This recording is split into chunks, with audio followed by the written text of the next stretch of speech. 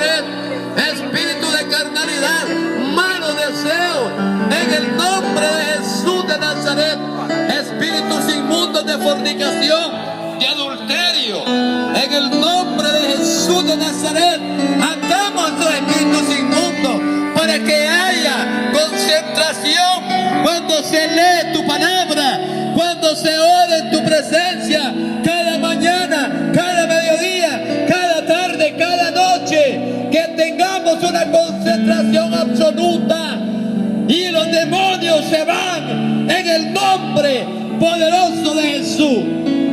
Nos sometemos a Dios, resistimos al diablo y Él huirá de nosotros en el nombre de Jesús, porque cuando nos acercamos a Dios, Dios se acerca a nosotros. Aleluya. Yo ruego, Dios mío, que en esta noche cubras con tu sangre a cada familia, a cada niño, a cada joven contigo, para gozarse en esta fogata. Hemos recibido, Señor, también un consejo de tu santa y bendita palabra. Ese consejo no vuelve vacío, porque tu palabra, Señor, llega a lo más profundo de nuestro corazón.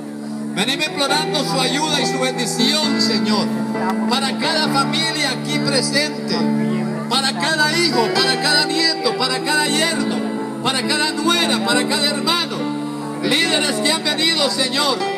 Venimos implorando tu ayuda y tu bendición. Venimos quebrantando, Señor, cadenas de opresión.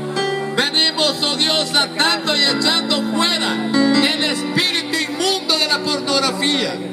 Venimos atando fuerzas infernales.